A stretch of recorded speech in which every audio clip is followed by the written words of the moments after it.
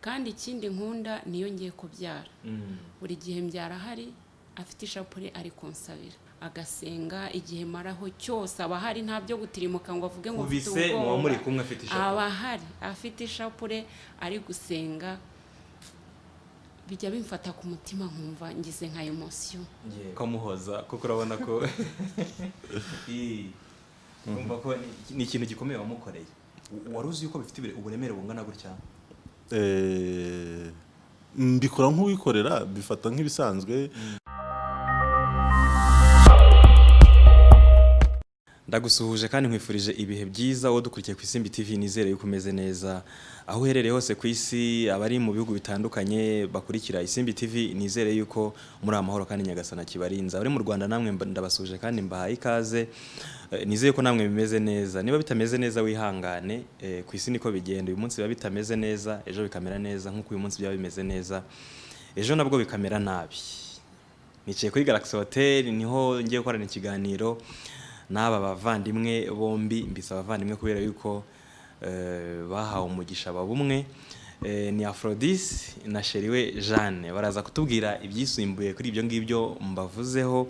Ni urugo navuga ngo twarukoreye takeaway, turuzana kuri Galaxy niho tugiye gukorera ikiganiro, badusangize inzira y'urukundo rwabo, uko bamenyanye, uko babanye, uko byabagendekeye, ibyabaryoheye, ibyababihiye. Mu rugo ntago ari bitagatifu gusa, nubwo bajya bavangwa n'ijoro rito, habamo utuntu dutuma abantu batabana neza rimwe na rimwe, ariko bakagira uburyo babyitwaramo bikagenda neza ntibasenye. Aphrodis, umeze neza? Meze neza, meze neza rwose. Ni ukubera iki umeze neza? Imana iracyandinze, indindanye na Jeanne d'Arc Musabeyezu, twashakanye n'abana Imana yaduhaye. Numva nishimye. Yego. Ugiye gukora presentation y'urugo, ni wowe uhise ufata umwanzuro, ufata iya mbere, uvuga ko umeze neza, ugiye kudukorera presentation. Uyu ni Jeanne, twabyumvise, banamubonye, ariko ndashaka ko udupresenta donc aba bantu bombi bari hano ariko bagize umuntu umwe. Abantu rero kubavuga turi bagari, ariko ndabavuga muri makeya. Muri makeya uko biragenda ku bitekerezo biragenda biza, muragenda mubamenya ku buryo bw'usumbijeho. Ariko nitwa Aphrodis Ngendabanga, mfite imyaka 40. Yego. 40. Nashakanye na Jeanne d'Arc Musabeyezu. Dufite abana 4. Abakobwa 2 n'abahungu 2. Yego. Kagize umugisha wo kubyara hungu nakobwa. Dutuye muri Gasabo hano muri Kigali. Yego. Jeanne, nabone ibitwenge byakwishe. Wasekaga iki? Ni ibyishimo? ni ibyishimo. Kandi nk'uko dusabye ko twakwibwira, twembi turi abagoronome. Okay. Abantu ni abagoronome, ntabwo nari mbizi. Tugira n'icyumba cya bote mu rugo. Hari umuntu ndi buca amande, kumbi muri abagoronome? Turi abagoronome. Muri abagoronome. Hanyuma ikindi ni uko tubarizwa no muri communauté ya Emmanuel. Yego. Ako niko nari ngiye kujyaho. Abafatura Kristo Gatolika babarizwa muri communauté ya Emmanuel. Yego, nicyo nari ngiye kuvuga. Naba Kristo Gatolika, nanjye ndiwe, nubwo umunyamakuru atemerewe gufata uruhande mu kiganiro, ariko nyine abantu barabyihanganira. Reka dutangize isengesho kugira ngo bize kugenda neza, ibyo turi buvuge, ibyo turi bubwire abantu bize kuba bigororotse, umuntu ntaze kunyerera ngo abe yagira abakomeretsa cyangwa se ibitagenda neza. Jeanne, dusengere. Ku izina ry'Imana Data na Mwana na Roho Mutagatifu. Uhoraho Mana yacu, tugushimiye urukundo rwawe, tugushimiye neza watugiriye, kandi na n'ubu ukaba ukiturinze. Tugusingirije yuko twongeye guhura, kandi ukabashimye yuko duhura tuganira nk'abavandimwe. Tugutuye ibiganiro turi bugirira ahangaha, kandi duhamagara ab'ijuru kugira ngo badukikize, maze ababasha kubyumva nabo bibagirire umumaro. Nk'uko twakuyobotse nabo Nyagasani bagira icyo basaruramo cyatuma wishimira ubugwaneza bwawe. tubisabye ku bwa Yesu Kristo umwami wacu amina ku izina ry'Imana Data na Mwana na Roho Mutagatifu amina. Yego tujye kuganira nabo. Impamvu mbasabye ko dutangiza isengesho ni dictature mbashyizeho, byashobora ko twatangira nta sengesho ko na mbere twari twasenze, ariko ni ukugira ngo mwereke izindi couple ko urugo rugomba gusenga. Isengesho naryo ni bimwe mu bintu biherekeza umuryango kugira ngo bigende neza. Afrodi, twatangiye ikiganiro, uracyameze neza? Ndacyameze neza nk'uko nabivuze mu gihe gitambutse, ndacyari wa wundi. Yego. Ugiye kutubwira uburyo wowe na Jeanne mwamenyanye, uko byatangiye umubona bwa mbere. Sinzi niba ku munsi wa mbere ubona Jeanne bwa mbere. Umunsi ntabwo nkibuka neza uburyo namubonye, ubwo ndavuga itariki, ariko wenda aho namuboneye nabazaga umunsi, donc nk'igihe niba ukibyibuka, kuko umuntu ukunda buri tuntu uratunota. Umunsi waba wibuka? Ntabwo nkibuka neza, ariko twahuriyeho ndahibuka. Yego, kumubona bwa mbere yaraje kwiga, aje mu ishuri kwiga, nsanze ku ishuri nyine twebwe twize muri Izayi nyine Busogo, aza hadusanga, noneho mubona tugiye mu gusenga, mubona muri groupe de prière, muri groupe de prière, ubwo ni ikoraniro charismatique, ikoraniro ry'abasenga tugiye gusingiza Imana. Ngo nibwo yaje tuhurirayo, ariko byongeye tubana no muri korali, ubwo urumva twakomeje kugenda nyine duhurira muri ibyo byinshi, ariko nibwo nagendaga mubona bisumbijeho. Yego. Ni gutyo wamubonye bwa mbere ukimubona, ubwo muhuriye muri iyo groupe y'amasengesho nk'abakarismatike, ukimubona nyine ukimukubita amaso, wigeze utekereza yuko mu buzima bwawe uzakundana nawe? Oya, ntabwo nabitekereje ko tuzakundana. Na bya byo kuvuga ati ibi arandashe, ntabwo byahise bibaho. Namufashe nyine nk'umwana, ku bari batoya, kuko yaje asanga turi bakuru twenda gusohoka ku ishuri, haza noneho twebwe bo baje turavuga ati tubonye byibuze abo tuzasigira ibyo twari turimo, tubonye abazadukorera mu ngata. Yego. Ubwo byakujemo bite rero? Jeanne aracyatuje ari hariya, ndashaka kutubwira ukuntu kuko ni wowe waterese ntabwo ari we. Wenda ashobora kuba yaranterese. Uburyo byanjemo rero, twagize mbere yuko dusoza umwaka ngo tuve ku ishuri, twebwe twagomba kujya muri stage y'igihe kinini, bo bagakomeza amasomo. Ubwo ni stage cyangwa se ni ukwimenyereza bisoza amasomo y'abagoronome, bikunda kubaho. Mbere yuko tugenda twiteguye urugendo rw'isenderezwa, noneho kuko njye nari ntarasenderezwa, aba nabo baje tubona bafitemo icyo kinyotera cyo kuba nabo batera iyo ntambwe, bajya mu bavandimwe bagomba gukora urugendo rw'isenderezwa, nawe arimo. Noneho tuza kugira amatsinda y'isangirabuzima mu rugendo rw'isenderezwa, twagizemo amatsinda y'isangirabuzima, noneho njyewe nawe n'abandi bavandimwe babiri dukora itsinda rimwe. Mu gukora rya tsinda rimwe rero, twagize umwanya wo gusangira ubuzima byose, ibishoboka byose, kugira ngo tumenyane nk'abavandimwe, kugira ngo twumvane nk'abavandimwe, twumve abantu dusangiye ubuzima, tugendanye muri urwo rugendo rwo kwitagatifuza. Noneho turavuga ati dukwiye kumenyana, tugira umwanya wo kumenyana ku buryo buhagije. Nibwo rero namumenye, menya uwo ari we, menya Jeanne uwo ari we, ni nabwo agatekerezo katangiye kuza, numva hari indi ntambwe twazatera nyuma y'urugendo, ariko ntabwo twayiteye mu gihe cy'ubuye. Agatekerezo wumva gatangiye kuza. Niki cyatumye ako gatekerezo kakuzamo? Nuko yari Jeanne nyine, wari we, nkurikije imibereho ye, nkurikije uko yabayeho, uburyo twabiganiriye nanjye numva nyine birasubiza cya gitekerezo nigeze kugira kera cyo kuvuga ati ninshaka umugore akaba yameze gutya ari umuyumbu nk'uko mubibona ko urabona n'ubundi ndi inzobe numvaga washakaga umuyumbu kugira ngo ariko hari icyo yakubwiye mu mateka ye cyangwa muri bwa buzima bwe muri groupe de partage kigatuma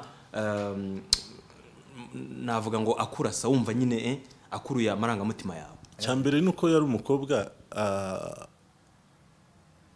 usenga mu bwana bwe uko yakuze yari nkurikije uko twasangiye ubuzima icyo gihe yari umukobwa usenga afite indangagaciro nyine zuko numvaga nifuza witonda nkurikije nuko twasangiye ubuzima n'iwabo uburyo ateye uburyo bimeze witonda icyo nacyo cyari kirimo usenga witonda kandi wubaha ikindi noneho wabonaga nawe dukurikije uko twasangiye ubuzima yaragize umwanya nyine wo gukomeza kunyenteresaho cyangwa se kunyitaho cyane kunyitaho akaza akamenya uko naramutse akamenya uko byagenze akamenya uko amasomo yagenze numva nyine icyo kintu kiramfashe kirankuruye yego Jean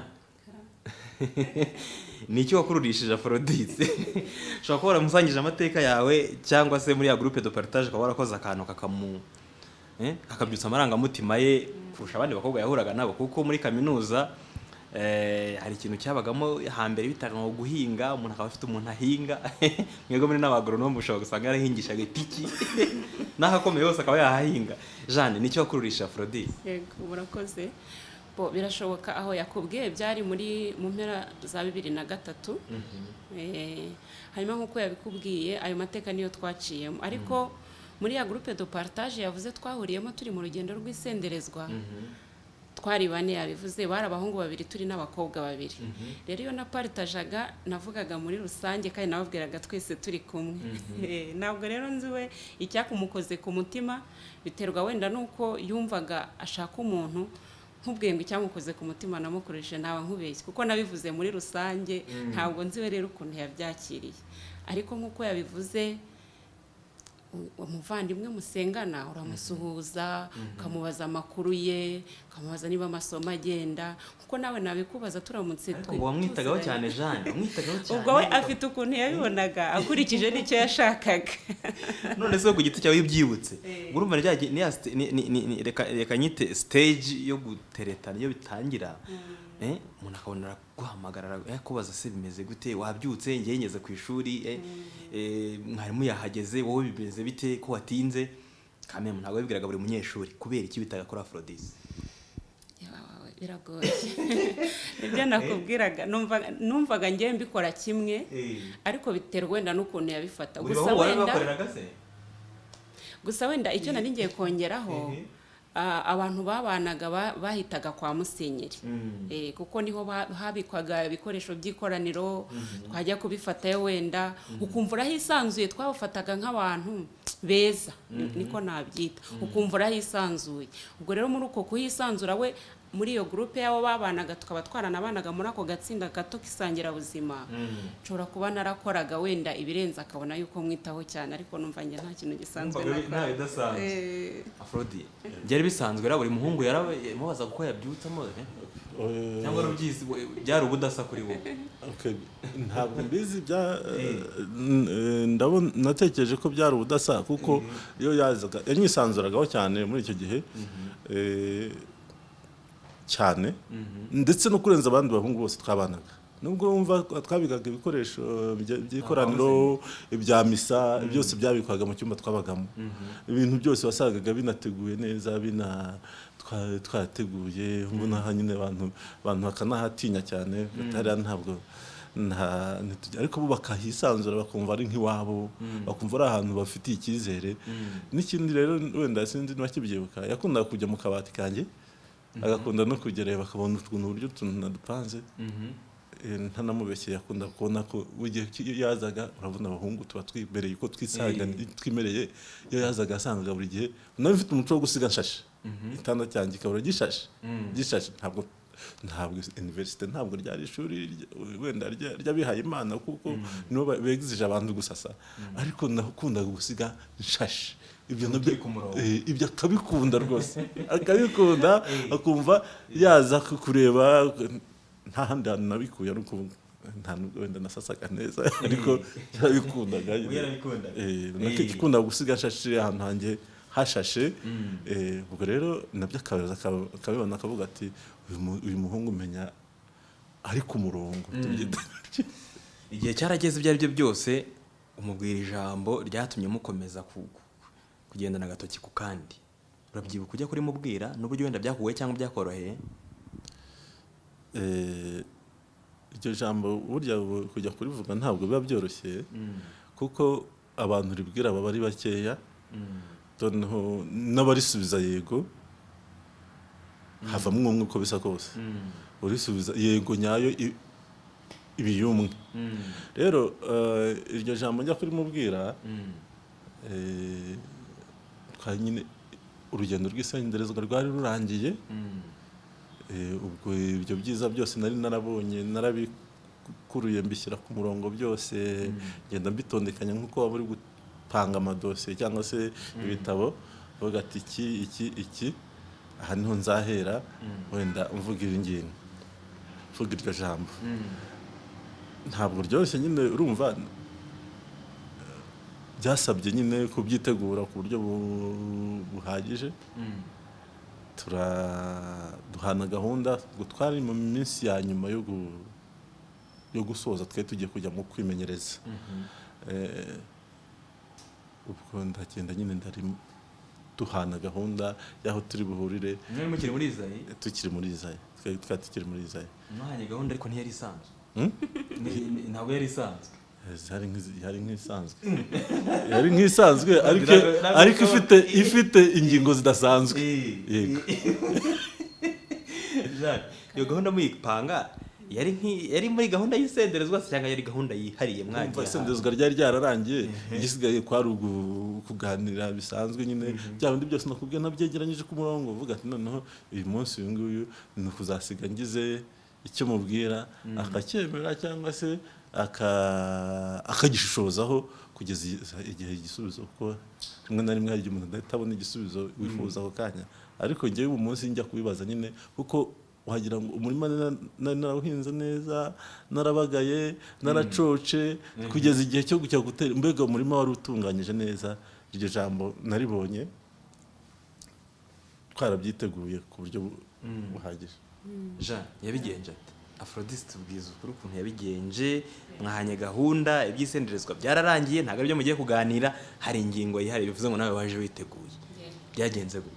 Nyine urumva isenderezwa rirangiye, habayeho kujya twandikirana mbere amabaruwa bisanzwe, ariko harimo utujambo ubona tuganisha ku rukundo.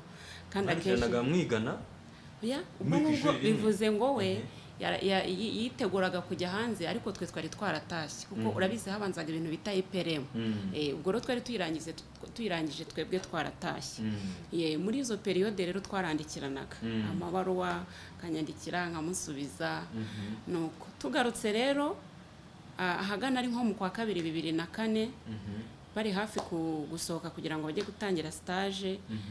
Ari rimwe nimugoroba nibwo yigeze kumbwira rero ati ndumva ngo ushaka, ariko nyine abimbwiye numva ngize ubwoba gakeye. Ambwiye ngo arashaka kugira ngo tujye kuganira. Hari akabinga rero twageraga ku ishuri, ntabwo ari ibintu twateguye ngo tujye gufata soda cyangwa iki. Turagenda tukicaramo, ndabyuka byari nka 12:00. Ariko ako kabinga kabaga kegereye amashuri hanabona. Ntabwo yakundaga ibintu, njye n'ikintu cya mbere namukundiye, ntabwo yakundaga ibintu byihishe, ahantu yihishe ku buryo wahajya ufite ubwoba. Nuko rero turagenda turicara nk'uko nakwicara nawe ari hariya, twicara turebana. Turebana ntabwo ari gutya twe twegeranye, nk'uko wicaye aho nanjye nicara.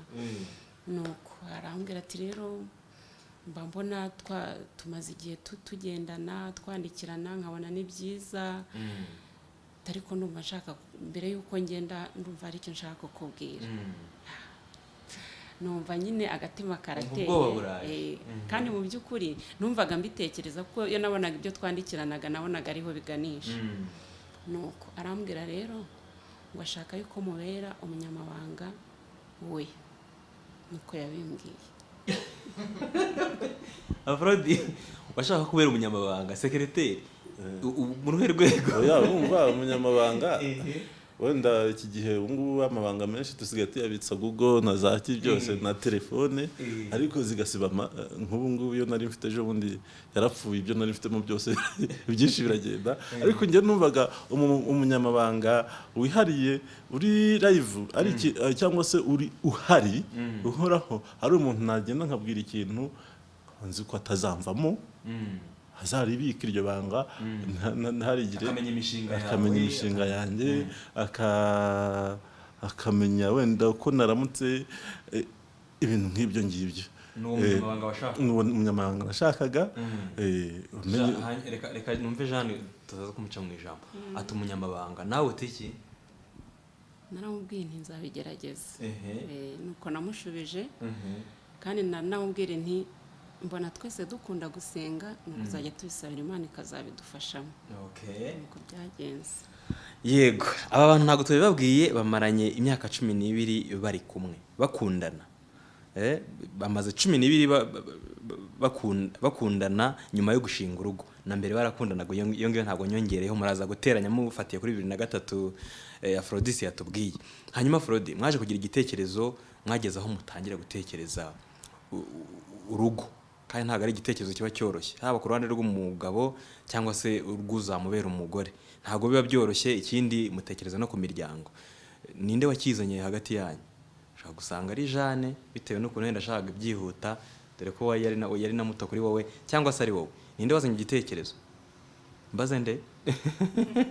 Ninde wazanye igitekerezo Jeanne? Ntabwo nahita mbimenya, ariko twese twakundanaga ariyo bite dufite. Kuko tugitangira gukundana muri iyo shominoma twifuje yuko ariyo yazaba igisubizo cya nyuma cyo kubana. Dutangira rero ahubwo gutekereza twibaza ngo ntabwo twabibabwiye, ariko Aphrodis ni uw'Icyangugu, njyewe ndi uw'Inyagatare. Yego, ni kuvuga ngo binabijyana kure, nta nubwo byita umupaka gusa. Ufashe kera mu gihe cyashize bahitaga komine Muvumba. Muvumba cyangwa se ubu ngubu ni umurenge wa Rukomo. Ariko Rukomo ni ibyuma, Rukomo bigiye hasi. None kuvuga ngo ni mu ihembe rimwe. Nanjye iwacu ni muri Nzahaha hirya iyo ngiyo naho ubwo umwe yavuye kuri Kongo, undi avuye kuri Uganda. Urumva ni ibintu bisa nkaho bihabanye. Rimwe na rimwe tubwiye abantu akavuga ati Rusizi na Ntozi, bwese wabuze abandi hafi aho ngaho, hagati aho ngaho. Ariko wenda dusubiye inyuma, inkuru y'umwana bajya bavuga ngo igenda isubira inyuma. Nanjye nsubiye inyuma, kera numvaga mu bitekerezo byanjye, numvaga ngomba gushaka umuntu utari wo hafi y'iwacu. Urumva uwakure, atari kugira ngo wenda mpishe imico y'iwacu aho, cyangwa se mpishe uko nteye, ahubwo ari kugira ngo byibura bimfashe. Kera abantu najyaga numva abasaza bavuga ati twavuye aha tugenda n'amaguru tujya kurambagiza runaka. Nanjye numvaga wenda nintega imodoka nkagera Butare nzahagira inshuti. N'iki kintu numvaga nifitemo, numva ashaka kugira inshuti impande nyinshi. Noneho rero atari kuvuga ngo wenda n'uw'Igikongoro sinari bumwemere cyangwa se n'uwahehe. Ubu nyine nacyo cyahise kizamo ari uwaho hirya, numva ari hakurya cyane bitandukanye n'iwacu. Numva nacyo kiramfashije cyane, kirankomeza. Ndavuga ati uyu nguyu niwe tugomba gukomezanya. Cyabaye imbogamizi rero nk'uko wari wivuze. Nyine twatangiye kubitekerezaho tukavuga, ariko nubwo bwose twumva dushobora gushomina, ntabwo yari avantire mu by'ukuri. Tureba guhuza ababyeyi baha hombi, turi abanyeshuri. Yego we yari agiye kurangiza, ariko nta n'akazi yari afite. Nta nubwo tuvuka mu miryango ihambaye rwose ifite ubushobozi, twageraho twumva ari avantire. Ariko kuko twakundaga gusenga pe, ngewe numva ari nacyo cyadufashije cyane mu rugendo rwacu. Twarasengaga kandi tukabiviva uko nabyita tukabibaho. Ibintu twumva bituremereye buri gihe tukabitura, tukabwira Nyagasani aduha urumuri, adufashe.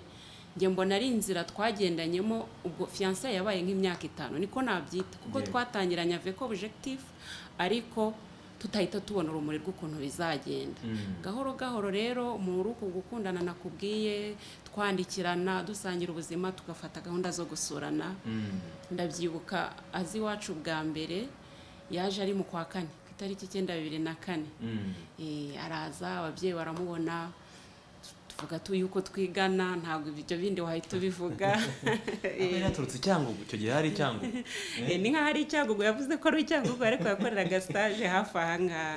Yego, nuko nanjye tuza gufata urugendo, mubwira yuko agomba kunsabira uruhushya nkazajya kumusura, kuko ubwabyo twari dukeneye ko buri wese amenya aho ndavuka, akanahagera akahamenya live. Ansabira uruhushya mu rugo, papa nanjye ararumpa. Urumva utwo dutambwe duto twateraga, twabonaga ko n'Imana idushyigikiye no kuba ababyeyi bacu babyumva. Tugize amahirwe rero bakajya badufasha, bakaduherekeza. Ngeze muri famiye ye barankunda, baranyishimira, numva nanjye ndabakunze, nawe aje bibuko. Ibyo byose byatumaga tudacika intege mu rugendo. Kandi nk'uko yabikubwiye, bwa bunyamabanga yansabye bwabayeho. Nta kintu na kimwe yakoraga atambwiye, kimwe nuko nanjye ntacyo nakoraga ntamubwiye. Kurumva inkange wasigaye ku ishuri, niyo ukunzwe manza hari abasore babibona nabo bakaguma baza bashaka no kukudeviya. Ariko bitewe n'ukuntu twasangiraga ubuzima, nkamenya uko ameze nawe akamenya uko ameze, byatumaga tutagira ibishuko byo kunyanyagira ahandi, dukomeza dufite intumbero imwe. Yego. Afrodi, mwaje gukora ubukwe, binagenda neza. Ni kibuka ku munsi w'ubukwe bwawe? Ni byinshi, ariko icy'ingenzi ni uko twakoreye ubukwe inaha i Kigali. Mu gitondo navuye i Kigali njya gufata umugeni wa Irukoma. Wavuye i Kigali ujya gufata umugeni? Urumva nawe ni amateka ko Burasirazuba. icyo ndakibuka cyane. Burasirazuba. Kuko Mwagize sangahe? Iwabo saa 11. Saa 11. Misa yari sangahe? Saa 7. Saa 7. Kandi ntabwo twakererewe. Saa 11 mujya kuzana umugeni. Ikintu cya mbere nibuka, nakubwira nibuka, isakaramentu n'umwihariko waryo. Waryo rwose ukomeye. Ikintu cya mbere nibuka nuko nasize abakameramani. Mwaje gufata umugeni mu mutara. Barakererewe ndavuga ati mubyihorere. Mubyihorere turagenda. Ndabasiga. Ako nyine kari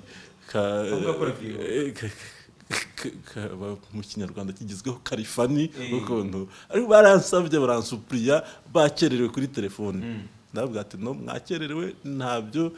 Umunsi ni isakaramentu, ntabwo ari amafoto, nayo ni ngombwa, ariko tubiha agaciro. Urumva twari tutaranajya muri community, ariko numvaga indangagaciro nakuranye z'ubukirisitu, numvaga nzishyize imbere kuruta uko nagira gute, navuga ati amafoto nakererwa ngiye gushaka amafoto, kuko numvaga gukererwa ari ikibazo kitagize. Kuko nari ncumbitse hariya munsi ya Regina Pacis, hariya niho nari ncumbitse. Noneho abantu twabonaga mu muryango remezo ariko ngo uzakena, ati sinshobora gukererwa, mbishyira sinshobora gukererwa misa noneho yanjye yo gushyingirwa, akaba ari njye wikererwa. Cyaba ari icyo kintu cyaranyubatse cyane, cyuko nubwo nabyita ngo naravunitse ngo ngiye iwabo, ariko ntabwo byamvuniye cyane. Nabonye ko ari agaciro muhaye, noneho tuje, noneho twanakererwa misa. Abantu benshi bari basigaye i Kigali barabyishimira cyane, bishimira ko tutakererewe ahubwo twabatanzemo. Kuki mutakoze nk'iki gihe? N'iki gihe hari igihe umuntu ava hano, urabona iyi hoteli turiho kuri Galaxy, mukaba mwafata icyumba kimwe, Aphrodite nawe agafata icyo hirya, akava mu cyumba akaza kugufata hano ngo gufata umugeni. Niko muri iki gihe bisigaye byoroshye. Kuki wemeye ko aza mu Mutara kugufatayo? Nkuko wabivuze, ibintu byose twabiganiragaho. Ikindi kandi tutakubwiye nuko iwacu ndi imfura. Ntabwo rero ababyeyi bumvaga bakeneye no kureba ibirori by'umwana wabo w'imfura. imfura babivanye mu rugo babiri. Ariko kandi no mu guca bugufi kwa Aphrodis yumvaga agomba gukora ibintu byemewe n'ababyeyi. Ntabwo rero icyo twigeze tugitindaho ngo tunakiganireho cyangwa tugitindeho ngo ngwino uhagurukire hafi. Twabiganiriyeho mbere kuko dote yari yabaye mbere kuri 17 z'ukwa karindwi 2008 gusezerana imbere y'Imana ari kuwa gatandatu. Urumva haciyemo umunsi umwe barongera baragaruka kandi na dote yari yabereye iwacu mu rugo. Ubwo rero yarizinduye nyine nk'uko yari yabiraranye, aravuga ati ngomba kuzinduka ntitugomba gukererwa misa, kandi koko niko byagenze. Abakameramani twahuriye mu nzira hari hafi rugende ariko ntibyabujije umunsi wacu kugenda neza, kandi tunahagera mbere dutegura n'isomo twagombaga gusoma. Twarabageni 3 ariko twashimiye na Nyagasani kuba yaraduhaye kado y'uwo munsi yo gusoma amasomo yacu, tukavuga n'isengesho ry'abageni, rya sengesho rarizi. Ibyo bintu ni ibintu byose byadufashe ku mutima kandi twumvana n'uyu munsi bikidukomeje. Yego. Aphrodis, hari akantu mwambwiye ntarinzi, uti uru rugo n'urw'abagoronome mufite icyumba mwahariye bote byari brage. Ni gute byagenze mumaze kurugeramo? Abagoronome bakora akazi kavunnye kandi akenshi bajya mu misozi cyangwa se kure yo mu rugo, bakora akazi kagoye cyane. Urugo rw'abagoronome rwabagendekeye gute mutangiye mu minsi ya mbere mukirushinga? Mu minsi ya mbere tukirushinga habayeho gahunda yo kumwe nyine aho urugo rwari ruri, undi ajya gushaka icumbi ahandi bitewe n'ibyo yari arimo kugira ngo nabyo abisore. Urugo rw'abagana i Kigali? Rw'abagana i Kigali. Jyewe nakoreraga hano muri Kigali ariko n'ubundi njya mu misozi mu ntara. Jeanne nawe yakoreraga mu Gakenke. Ubwo nabwo tutarafata umwanzuro neza w'uko ibintu bigomba kugenda, yasubiye mu Gakenke. Asubira mu Gakenke ashakayo inzu, dushakayo inzu yagutse irenze iyo yari arimo, noneho kugira ngo niba ngombwa ko nzajya njyayo isanzuye. Ubwo byaroroshye kuba urugo rwagira fondasiyo ikomeye, kuko mu minsi ya mbere urugo rugomba kuba ya romance igomba kwiyongera kurushaho byari bimeze mbere. Jeanne, byabaga bimeze gute icyo gihe? Urebye ntabwo byari byoroshye kuko akenshi mu Gakenke ya Kigali nk'iyo nazaga wasangaga ndi umushyitsi, nawe yaza ugasanga ni umushyitsi. Ariko amahirwe twagize ntabwo twabimazemo igihe kinini, byabaye ngombwa yuko ngewe akazi ngahagarika njya gukomeza kwiga A0. Kwari ukuntu mbere muri Zayi twarangizaga A1 tukajya mu buzima bwo hanze tugakomeza A0 nyuma. Ubwo rero ngiye muri A0 nagiye muri Zayi noneho. Akomeza kuba wenyine. Ndabyibuka n'umwana wa mbere yavutse nanjye ndi muri stage irangiza A0. Ariko icyo nakubwira cyo twakomezaga kubaho kwa gusangira ubuzima. Ntabwo twari twananinjiye muri community ya Emmanuel, ariko tukaganira pe. Njye navuga yuko urugo rwacu Imana yarushyigikiye, ntabwo twigeze tugira ibibazo biduperitiriba cyangwa ngo tuvuge ngo urugo rwacu rufite ibibazo kuko tutari kumwe. Ubwo rero maze kurangiza nje, ibanga ryabaye iri? Ibanga ryabaye kuganira. Urugo rwacu turaganira pe ku bintu byose, ariko fondasiyo yabaye muri fiançailles. Ko twaraganiye tumera nkaho tumenyanye, ku buryo rero uko kuganira umwe aba yumva mu wundi. Hari abantu bajya badusura bakavuga ese umuntu umudamu n'umugabo cyangwa umwe ni mushiki wundi, babona nyine turi hafi cyane, atari ibintu bidusaba imbaraga nyinshi. Ubwo rero ndangije bwo naraje njya mu rugo, sinamaze n'igihe naje kubona akazi, turagenda nk'uko bivuga, ariko tugira uburyo tuba couple niwifuza ko tubigusangiza noneho turi kumwe nabyo turaza kubiganiraho. Ibyo ngibyo nibyo ngomba guhita nifuza ko musangiza abantu uko mubaho nka couple, kandi mufite naho kazi kagoye. Aphrodis wanakorera hanze y'u Rwanda, nawe sometimes numvise ko ujya ujyayo. Ndashaka ko mudusangiza ubuzima bwa couple yanyu ukuntu biba bimeze kugira ngo n'abandi babyigireho.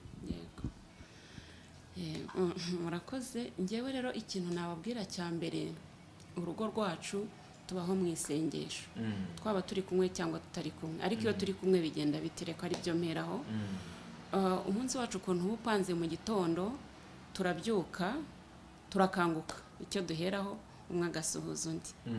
Waramutse Aphrodis, waramutse Jeanne, ariko dufite utuzina twitana ni Dadi, njye mwita Dadi we akunda kuvuga Jeanne nk'uko wabyumva. Kubera icyo umwita Jeanne ntumwite Dadi ntumwite mami? Jeanne rirambangukira cyane, niba ari uko simbizi, niba ari uko ndikunda cyangwa ariko kumwita Jeanne wumva biryoshye? numva biryoshye. Yego. Ni gacya nyita Sheri, noneho abana bakabaza ko mwise Sheri, ubwo naho ni Sheri wande ko nawe atwita Sheri, ariko akenshi anyita Jeanne. Noneho rero tumaze gusuhuzanya waramutse, ndakamusubiza turasenga. Dusenga turi mu cyumba cyacu kuko ntago duhita tujya muri chapelle. Dusenga turi mu cyumba cyacu kuko hari igihe dukanguka kare abana batarabyuka, cyangwa se tukanakanguka nyuma babategura ngo bajye kwiga, tukanga kubaperetereba. Iyo turangije rero dukora ikimenyetso cy'umusaraba umwe ku giti cye, hanyuma yarangiza akampa umugisha. Bikora gute?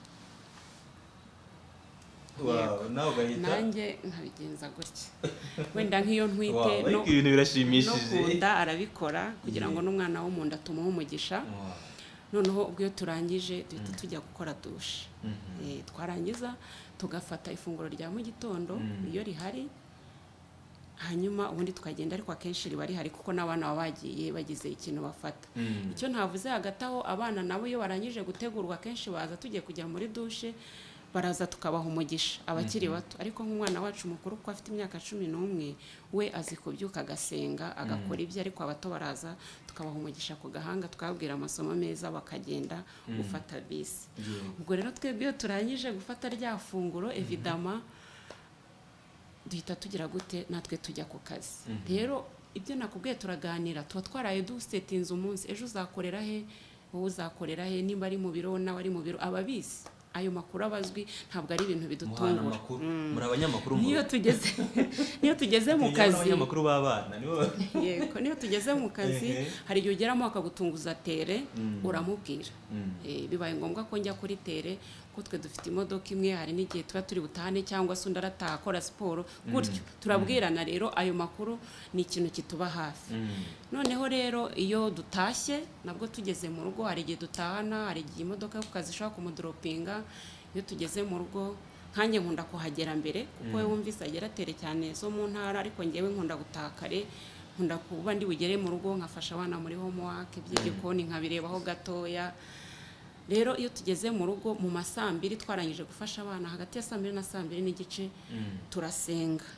N'abana ni principe twafashe iwacu, tubanza gusenga mbere yuko turya, kugira ngo tutajya gusenga abana bameze batya nangwa natwe dutura ibikito kuko tuba twananiwe mu by'ukuri.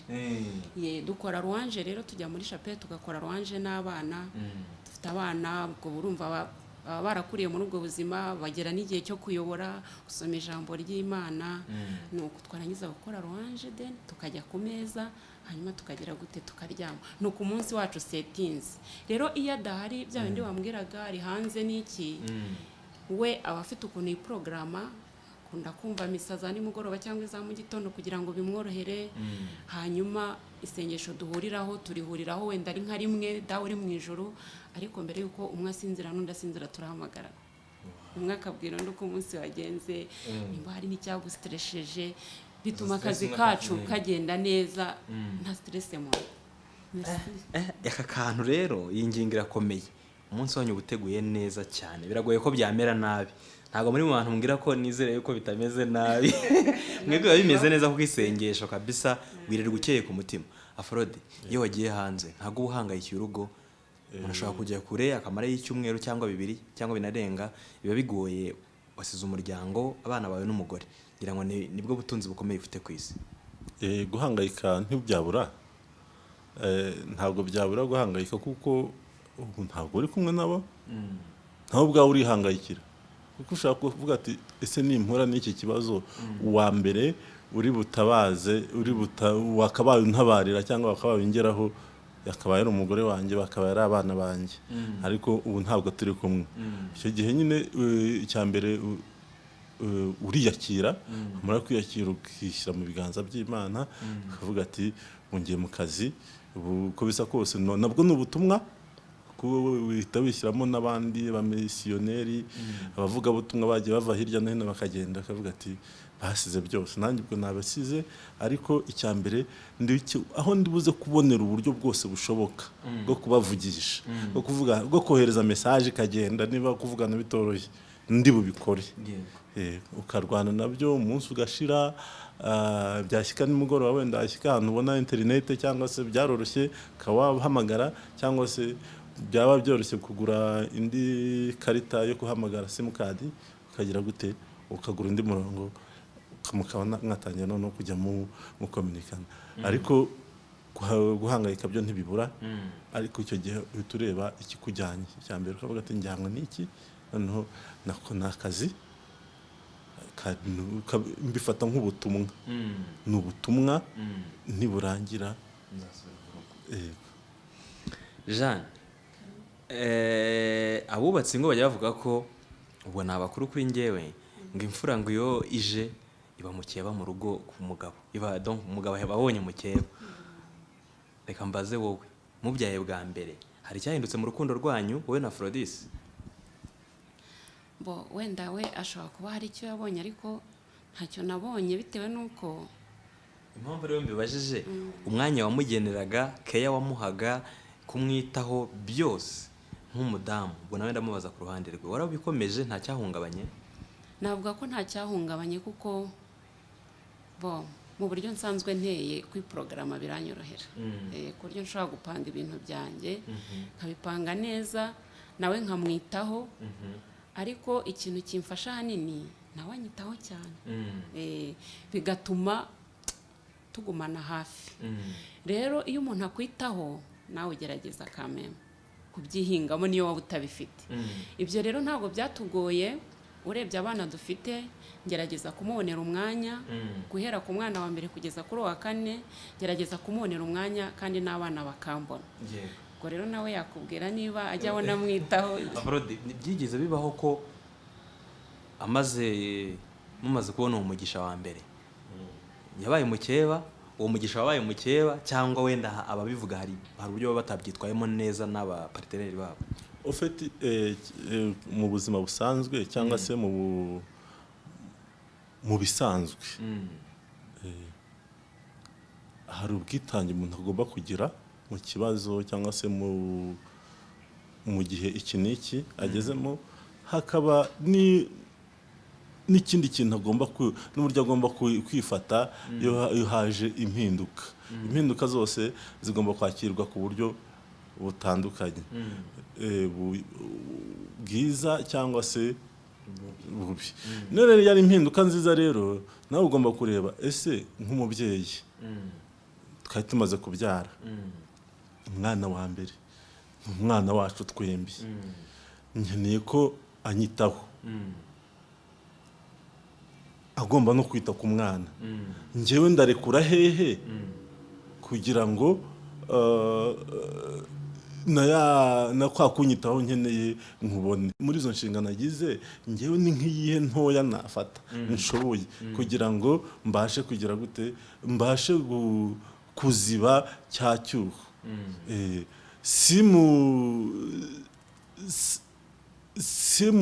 simushakishe ngo uyu mwanya wose ugomba kuwumpa ariko se harimo aho ngomba kwigomwa hari n'icyo nkwiye kumufasha kugira ngo za nshingano zindi ziyongereye zigende neza kuko byose umwana yari uwacu twembi. Ubwo rero hari icyo nahise mvuga ati iki ngomba kugikora iki ngomba kugufasha iki ngomba kugushyigikira. Turi gutegura kugira aho tujya ndagufasha gutegura kuveri z'umwana ibyangombwa by'umwana igikapu cye kiri hehe igikoma cye cyangwa amata yiwe ari hehe nkamenya aho biri nkamufasha muri buri tuntu nkamenya aho biri nkamenya aho pampers iri amaranje ari nkamenya aho ari no kuyatera ipasi yewe nkamenya niba hari igihe byose ntabwo twabiharira abari abafasha bacu baba mu rugo tujya twita ngo n'abakozi. Kubera iki wafashe umwanzuro wo kumufasha kandi umugabo hari uburyo ngo mu rugo aba ari umutware w'urugo nyine ngo agomba kuba yicaye hari ibintu byose bakabikora we yicaye. Niko dufite iyo myumvire muri sosiyete yacu. Sinzi impamvu wewe wenda wabikoze twumvira, ariko hari n'abagabo babikora kandi ni byiza, ntacyo bitwaye na gitoya. Yego, iyo ushaka rero kubona icyiza cyane cyane muri mugenzi wawe, turi kuvuga nk'abashakanye, nawe urakimuha. Kuvuga ngo niba narashakaga iyo keya, nifuza ko ngo anyiteho, nanjye nagomba kumwitaho, nkakira izo mpinduka zihari, ahubwo njyewe niba ari jyewe ugize sharije nkeya, nkakora ku buryo ngira gute mwitaho ku buryo busumbijeho. Noneho kugira ngo na wa mwana atazumva ubuzima bwahindutse, yabaye umumama, atazumva ko nagize gute icyatumye aba umumama kikamubera igikomere cy'uko kuba yarabaye umumama njye ntakimwitaho. Ahubwo njyewe natekereje ati reka mwifashe mwiteho, noneho yiyumve nk'umuntu ubwo ufite agaciro karenze, yari agafite ahubwo kisumbuyeho, kuko kuba yambyariye umwana, kuba twabyaranye umwana, ni ikindi kintu gikomeye cy'uko ngomba kumuha agaciro ku buryo bugeze gute burenze usumbuyeho. Jeanne, mwagiye mutubwira ko byaryoshye mu rugo, kandi nibyo koko byararyoshye. Nta gihe bitaryoshye hagati yawe na Aphrodis. Niba bitararyoshye igihe byari byagenze gute? Niba byarabayeho mwabivuyemo gute? Mwabigenje gute mwembi? Yego. Navuze ko mu myaka 12 tumaranye nta gihe bitaryoshye cyangwa se byahoze bimeze neza, yababeshye. Ko abantu iyo bari kumwe ntabwo babura ibintu bapfa. Tubasitaza. Yego. Gusa mbere yuko nkinjiramo, nagira ngo nkubwire yuko tukibana mbere mu myaka ya mbere nk'itatu ine, niho twagiraga ibyo dupfa byinshi. Kandi biri logique, ubu kimenya umuntu arakara vuba, umwe ararakara ntavuge, ndararakara akamara icyumweru atavuze. Uko mugenda mwiganaho umwe amenya undi, ibyo bintu nabyo bigenda bigabanuka. Rero ngwaye nka experience yacu twebwe tugishakana, njyewe nakunda kubabazwa n'utuntu twose nk'uko yabikubwiye. Wenda navuga nti nkeneye iki ngiki, nabona atari kukimpa vuba, nkumva birandakaje kandi nkanabona ntacyo bimubwiye. Rero nk'iyo twagiraga ikibazo nk'icyo, nashoboraga kumara 2-3 ntavuga, nacicetse, ntegereje ngo ambwire ngo wabajwe n'iki, nkabitegereza kugeza igihe ntabiboneye. Ukabitegereza kugeza atabikubwiye, atabimbashije. Noneho nakumva wenda nenda nko guturika nkarira. Nari nabwo atari uri kurizwa n'iki, niba ufite ikibazo kibaze uri kurizwa n'iki, nkabona ni nk'umuntu nta kintu bibwiye. Ariko noneho amaze kubona yuko bishobora kuba ari ibintu biba byamfashe ku mutima, arambwira ati rero wowe niba hari igihe ufite ikibazo jya umbwira, wacururutse utagifite n'umujinya, ko hari igihe nabibazaga numva nkifite umujinya, nkaba navuga n'ibintu byinshi bimubabaje, ariko nakubwiye yuko ameze nk'ufite gobe, ntabwo ababara cyane rwose.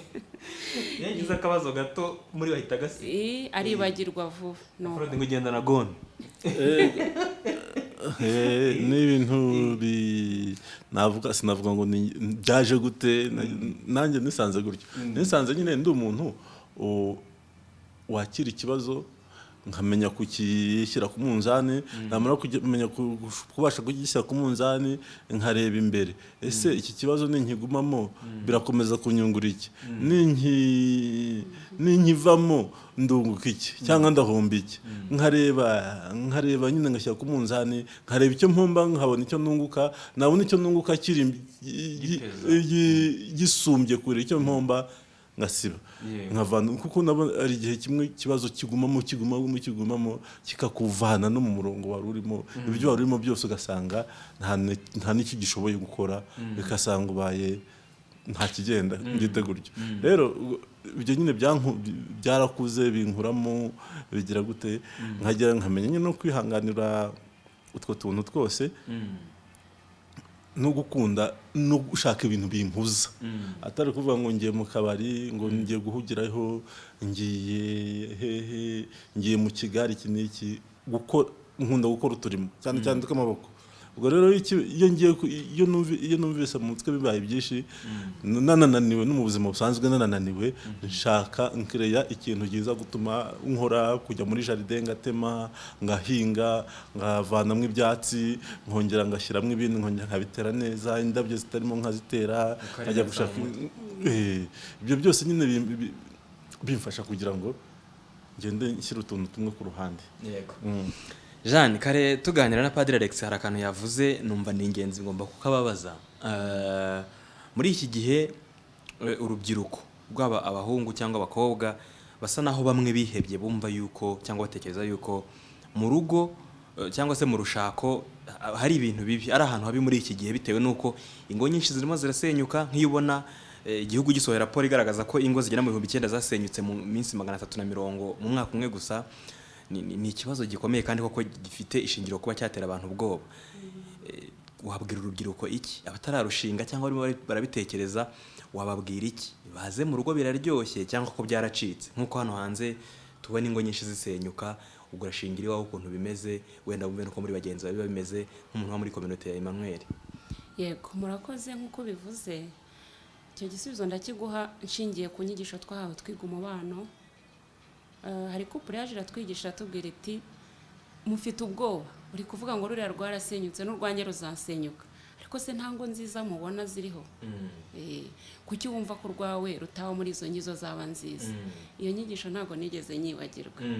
Naravuze intamena wenda nanjye urwanjye ruzaba rwiza. Ariko icyo nashaka kuvuga no muri ubu buryo dukuramo, mbona kenshi iyo uri umuntu usenga icyo wasabye Imana irakiguha. Kuko iyo usaba Imana ufata n'umwanya wo gushishoza mu byo uri gutekereza. Niba winjira mu muhamagaro wo gushaka, ese nzabana n'umusore umeze ute, nzabana n'umukobwa umeze ute. Nuhitamo kumukura mu kabyiniro, ubwo nyine n'uwo mu kabyiniro. Nuhitamo kumukura ahantu basenga, ari umuntu ugerageza indangagaciro z'umukristo, ubwo nyine arasenga. Rero nakunze kuvuga ku kintu cy'isengesho kuko niryo ritwubakiye. Na bya bindi wahoze ubaza ngo iyo mwapfuye iki ntago mwajya gusenga ya ruwanje ya nijoro murakaranyije. Kamem irifo yuko ugira umutima ucururutse, noneho mukanasenga mukabona ese ijambo ry'Imana twahawe ritubwira iki. Mugafata rero n'umwanya wo kuganira ku bibazo by'urugo rwanyu ariko mwamurikiwe na rya jambo ry'Imana. Ku mujene rero usenga cyangwa urubyiruko rusenga, hari ibyiringiro by'ingo nziza zirahari, ziryohewe, ukumva byaranarushijeho. Ukumva mu rugo niho waba, uwawe yagenda nkumva ndamukumbuye. Nkumbura Aphrodise nko ashaka kubwira yataraza wenda atambwiye ati naciya urihe ubu umeze ute, akavuga ati ngeze ahangaha. Ariko ibyo byose bigendana na rya sengesho muvandimwe. Nicyo kintu nakubwira. Ikindi ku rubyiruko ni ukwirinda kwiganana. Hari ukuntu nshaka kubaho ku rugo rw'akana karumeze, nkumva nzashaka Aphrodise. Hoye ubu uzaza gushaka Aphrodise ko wumvise ko afite gome, nutamubona bizagenda gute? Ahubwo reba ngo umuntu nkunda ateye ate, akunda iki, yanga iki, ese ni hehe twahuriza. Kuko buri rugo ni ikinege, buri muntu ni ikinege. Ntabwo ko urugo rwanjye rubayeho ariko urwawe ruzabaho. Ikizema nuko umenya uwo muri kumwe, noneho bigatuma umwerekeza muri za ntege nke yavuze, muri za akeneye sakunda iki. Yego, ndumva ari icyo gihe nababwira. Afrodi, nigeze kuganira na couple ya Ngarambe na Yvonne Solange, bambwira ko bo iyo bagize misa bajyamo irimo isakaramento ryo gushyingirwa, ko nabo bahana ibiganza bagasubiramo ya magambo abantu babwirana mbere bambikana impeta. Wowe na Jeanne hari umunsi umwe mwigeze mubikora mwagiye mu misa y'abageni? Ntabwo twabikoze twembi twabyumvikanyeho. Iyo nzigiyemo mbisubiramo ngewe nyine mu mutima wanjye. Ariko ikintu kidufasha mu misa zose tujyamo, usibye ko nyine uko byagenze bibara udahari, ubundi mu misa zose tujyamo turi kumwe, ikintu kidufasha kugira ngo twumve ko turi kumwe, dushyigikiranye, dusabiranye. Iyo bageze mu gihe cy'isengesho rya dawe uri mu ijuru, dufatana ibiganza. Twe dufatana ibiganza, nkafata icye, dawe uri mu ijuru yacu tuyikora dufatanya ibiganza gutya, kugira ngo dusabire urugo rwacu, dusabire abana bacu. Niba hari n'uwo dusabira tumusabira tubikoreramo dufatanye yego muri rya sengero rya dawe uri mu ijuru Yego. iyo tugiye mu misa yego yego kereka iyo habayeho impamvu ituma tuticarana tutuma tudicarana Muri- cyangwa se tutagiye muri misi imwe yego cyangwa se tugahana intera Eh. ariko iyo twicaranye n'izo mpamvu zitariho dufatana ibiganza muri dawe uri mu ijuru Yego. Jean. ku buryo n'abana bacu barabifashe wenda ntaguce mu ijambo iyo tugiye muri dawe uri mu ijuru turi mu misa twajyanye buri wese aza gufata akaboko ka papa akabama cyangwa se undi mwana begeranye bavukana nabo bagafatana ibiganza Yego. Jean uko wakundaga Aphrodis muri fiançailles urabyibuka uko wamukundaga ya mabara wamwandikiranaga kwa kumubaza buri munota buri segonda no kumva uhangayitse niko ukimukunze uyu munsi donc nta cyahindutse kugeza ubu ngubu hashize imyaka navuga ngo 18 niyo mwaratangiye 2004 na gatatu aho ngaho byumvikana ko hashize igihe kinini nta cyahindutse vuga ngo twatangiye 2003 tumenyanye hashize imyaka 17 noneho turi kumwe nk'ubuzima en couple ni imyaka 12 nk'uko bivuga rero ngiye kugeza uyu munsi ku giti cyanjye Aphrodis ko namukundaga byaruseho ko tumaze kubana hari byinshi nabonye afite ntarinzi ikindi uburyo twabayeho mu muhamagaro wacu twisunze ku minota ya Emmanuel inyigisho duhabwa z'urukundo n'ukuri amahugurwa duhabwa y'uburyo abashakanye bagomba kubana byatumye urukundo rwacu rugenda rukura biruseho ari nayo mpamvu nakubwiye ngo nko mu bihe ubu tugezemo ntabwo tukigira byinshi dupfa kuko tuzi uburyo tugomba kubyitwaramo kandi nk'abakristu uko twakabaye twitwara rero rwose mana yanjye biraryoshye kwa Aphrodis na Jean biraryoshye namwe murimo murabareba mugomba gukora uko mushoboye bikaryoha nta mpamvu yuko mubana umuntu mwasezeranye kuzabana ubuziraherezo kugeza igihe isi zashirira nta mpamvu rero yuko mubana bitameze neza mugomba gukora uko mushoboye mukigira kuri aba bantu Aphrodis tugane ku musozo ikintu gikomeye gisumba ibindi cyatumye Jeanne umukunda ukamukundwakaza mumaze kugera mu rugo ni ikihe nuko atahindutse nawe ntampindure ntabwo yahindutse yagumye kuba Jeanne Jeanne d'Arc cyangwa se muvuga Jeanne ariko ubundi na Jeanne d'Arc ubundi mutagatifu Jeanne d'Arc avuga ko ari umurinzi w'abasirikari umurinzi w'ingabo yabaye umurinzi w'urugo nyine yabaye nyine iyo ntuze iyo ndangagaciro yarayigumanye yo kuba umurinzi gukomeza iki kigende gute kugisha inama no kungira inama ikintu gikore gute cyane cyane kungira inama mbega ikiganiro yakubwiye ko akunda nyine gukurikira ibintu bijyanye n'imyidagaduro cyewe nkibera muri iyo mirimo igize yanjye nkunda akazi mu gihe kinini mba nkarimo niyo ndi mu rugo mba numva nkarimo niyo ndyamye mba numva ndi mu kazi ariko wenyine usanga ibyo byose izo nkuru ayo makuru hirya no hino yayashunguye akamenya ayo aza kumbwira akamenya ayo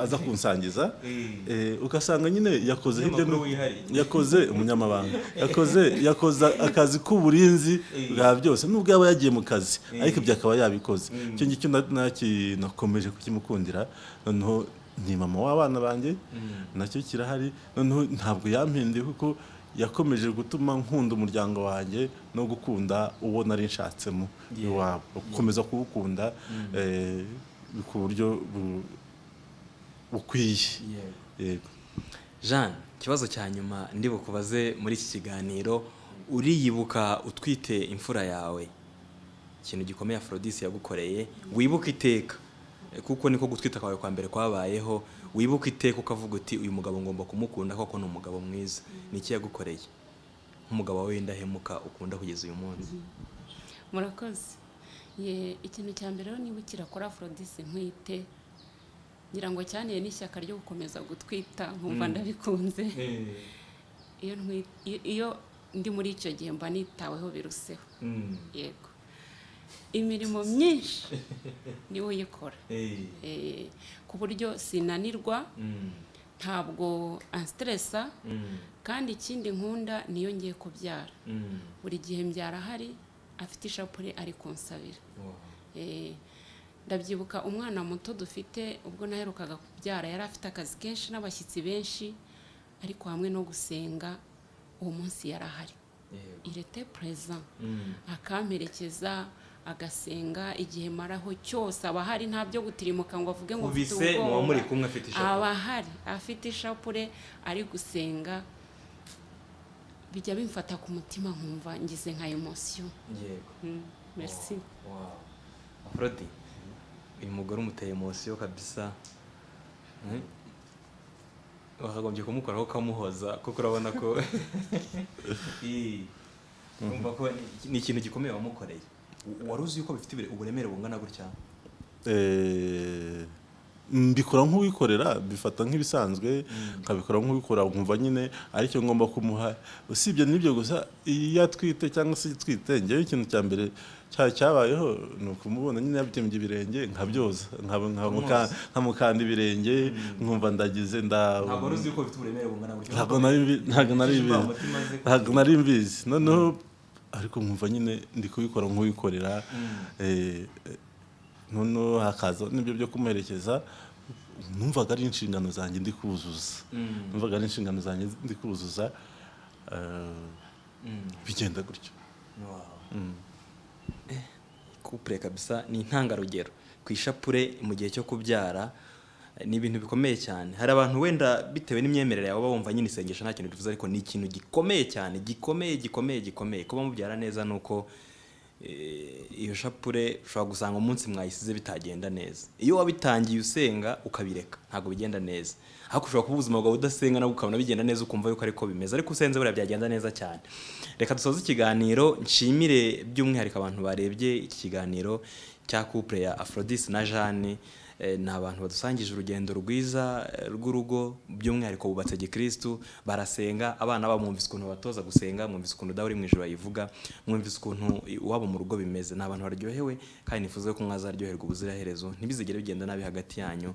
Umugisha mwasabiwe musezerana bizakomeze bibe byinshi cyane, iteka n'iteka Nyagasani azabubakire. Afrodi n'ugiye gusenga ubundi dusoza ikiganiro. Yego. Ku izina ry'Imana Data na Mwana n'Umutagatifu. Nyagasani tugushimiye kuri amahoro yacu, tugushimira ubuzima waduhaye. Tugushimiye kuko dukunda, kuko ari wowe rukundo ruzima.